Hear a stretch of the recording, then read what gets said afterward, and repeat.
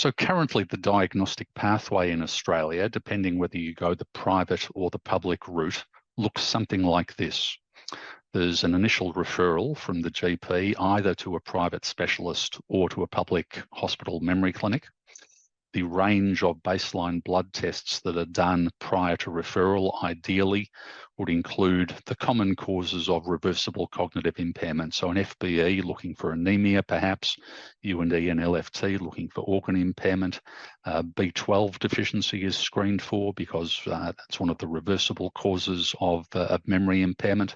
Occasionally folic acid as well, though some public hospitals in Victoria have actually stopped testing for folic acid because the deficiency is so rare nowadays. I think back in the 1990s, the government mandated that bread be fortified with folate.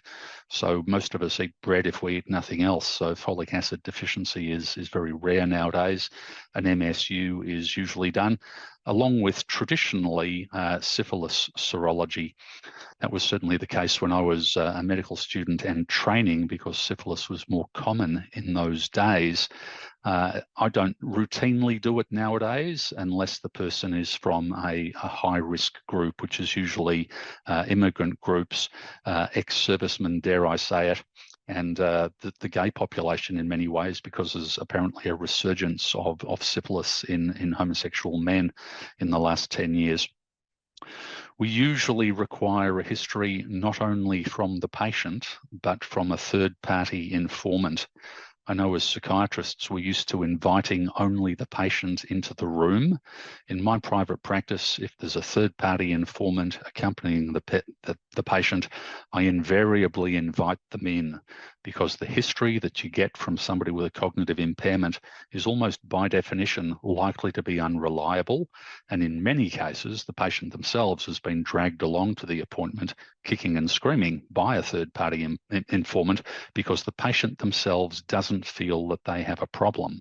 So you're not going to get a reliable history of what's going on cognitively unless you bring the spouse or the adult child typically into the room when you're taking your history. So if you do see people presenting with cognitive impairment, I'd urge you to reconsider your usual policy of just having the patient themselves in the room. I do an MRI in most cases when I've got a patient in front of me. Perhaps the exceptions are when the patient is particularly old, say 85 and above, but in most cases I'll order an MRI on. MRI is particularly good at picking up vascular changes in the brain. They show up as white spots, dots, and confluent patches. And you also get a much better resolution in terms of revealing atrophy of key brain structures, notably the hippocampal when you're interested in diagnosing Alzheimer's disease, than the resolution of CT scanning is capable of achieving. A minority of patients will get an FDG PET scan as well, so a fluorodeoxyglucose PET scan, looking for areas of regional hypometabolism in the brain with a pattern that would fit with a classical Alzheimer's type presentation. It's also possible nowadays to directly image the pathology that causes Alzheimer's disease. In clinical trials, probably for the last 10 years, we have had access to amyloid PET scanning. And in more recent years, probably the last 2 or 3, there are also PET ligands that target the tau protein, which is the second key pathology in Alzheimer's. Amyloid PETs becoming slowly increasingly common. But having said that, I heard a talk from Chris Rowe, who's the doyen at the Austin Hospital in Melbourne, who does these scans, and he tells me that only about 3% of people in Australia who are diagnosed with Alzheimer's disease will have had a confirmatory amyloid scan. These scans are necessary for people who are entering clinical trials of disease-modifying treatments because obviously you need to confirm the presence of amyloid before you administer a drug that aims to remove it, so you can compare before and after and ensure that you're treating a population who do in fact have Alzheimer's type dementia rather than another condition which isn't going to respond to an amyloid targeted therapy or a tau therapy. The current barriers to receiving an amyloid PET in Australia are largely cost. FDG PET received a Medicare rebate, I think, about 2 years ago now, but amyloid PET, the ligands themselves, are not yet TGA approved, so they're largely a research tool. However, if you do want to refer somebody for an amyloid PET, the receiving centre can make an application to use these ligands through the TGA Special Access Scheme Part B, which does allow the use of unregistered therapeutic goods for the purposes of diagnostics. And the nuclear medicine physicians sort of don't bat an eyelid at applying for TGA SAS Part B, because the actual quantity of the ligand, the substance that you're injecting, is really tiny. It's in the microgram sort of range. So you're not going to cause any direct harm to the patient because it's got a radioactive tag on it, and it's the radioactive tag that's where the money is. You can get amyloid PETs privately, but there's no Medicare rebate for them because of the unapproved nature of the drug. ADNET, the Australian Dementia Network, charges about $1,200, which is an out-of-pocket fee for conducting an amyloid PET. But it's really the gold standard for diagnosis and confirmation of disease pathology at this point in time. There's a few other private centres around the country that will do amyloid PETs as well, but the cost may well be in excess of $2,000 if you don't get the scan through ADNET, which traditionally has been a network of dementia researchers with industry funding to conduct amyloid PET scans with a view to recruiting people into clinical trials. If you like, you can also refer people for neuropsychology assessments. So neuropsychologists are a very smart bunch of people. They'll spend 2 or 3 hours typically doing a very in-depth cognitive profile of your patients to generate a pattern of cognitive strengths and weaknesses that might be consistent with a particular dementia subtype.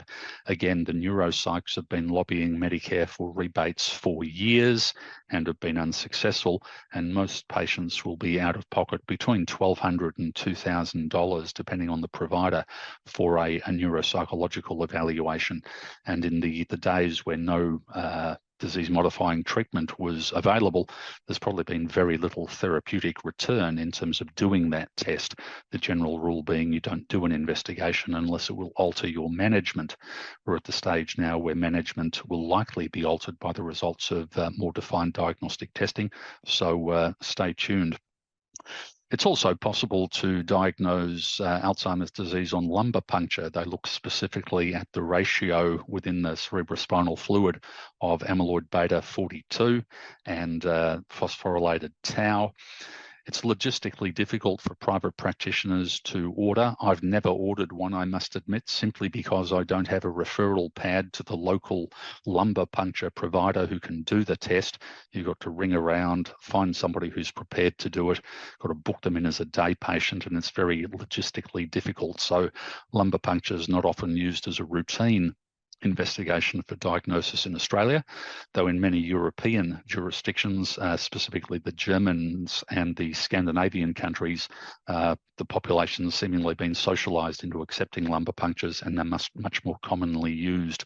So we've got this fairly complicated diagnostic pathway that comes on top typically of an average 3-year wait to see the relevant specialist before these tests can in fact be done. So when you order your MRI or your CT, what you're looking for is hippocampal atrophy. So the hippocampi are structures in the medial temporal lobes. They're circled in these pictures here. You can see the control brain on the right. There's very little atrophy, if any, of cerebral structures. You like to see the brain expanding to fill the space available to hold it. So in the control here, the grey matter is extending to the inner temple of the skull, and you've got good chunky hippocampi. You like to see, if anything, just a sliver of CSF between the hippocampi and the adjoining sort of gyri and sulci of the brain. The brain on the right is an Alzheimer's disease affected brain, and you can see there's a degree of generalized atrophy here. The fissures have widened and there's retraction of the grey matter from the inner table of the skull, but you're looking at significant hippocampal atrophy here, with only a sliver of tissue remaining in the view here on the right. The majority of the space previously occupied by the hippocampi has been taken up by CSF, and hippocampal structures are key in short-term recall and in awareness of time relationships. And it's this early impacting on hippocampal function that leads us to the core clinical features of early stage Alzheimer's disease. So looking for hippocampal atrophy is key. There's another diagnostic entity called LATE, which is an acronym that I can't remember what it stands for, but it tends to involve hippocampal atrophy without the presence of amyloid, and it tends to occur in individuals who are much older, the 85 and above group as well. So that's a differential diagnosis on MRI between Alzheimer's type dementia and this entity called LATE. If we're moving to FDG PET, which looks at cerebral glucose metabolism, you'll see characteristic deficits that might be suggestive of Alzheimer's disease. In these scans here on the left, the normal individual, there's high uptake of tracer along pretty much every cortical region here. So there's a rim of red within the inner table of the skull.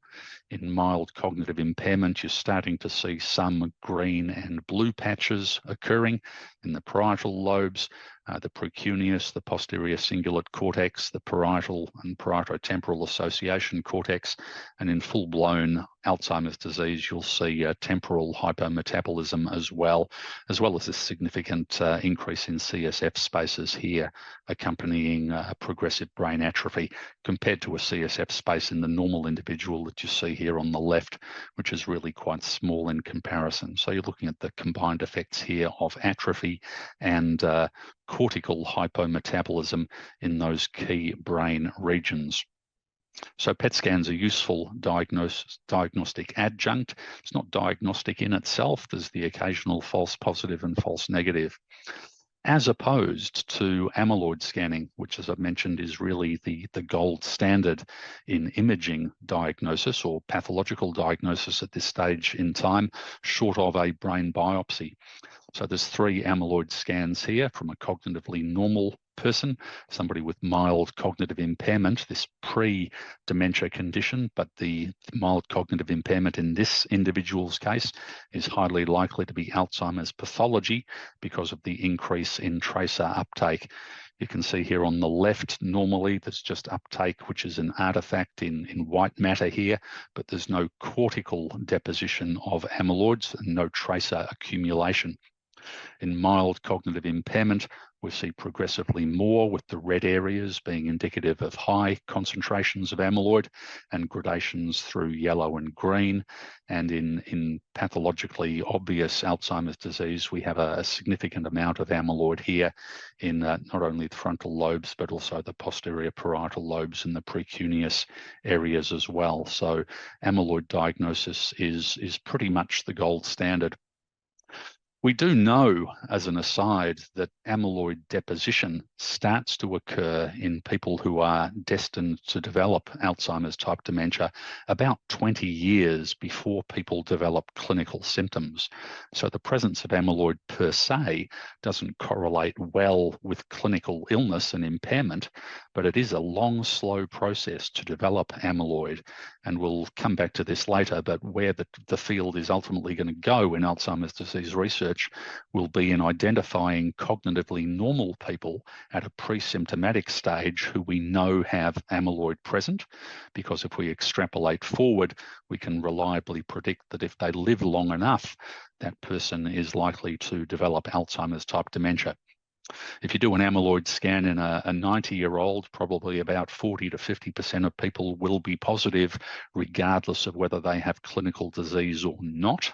But there's a certain amount of amyloid deposition that does tend to correlate well with clinical disease, and we'll discuss that as the evening goes forward as well. That's an overview of how we currently get to the diagnosis.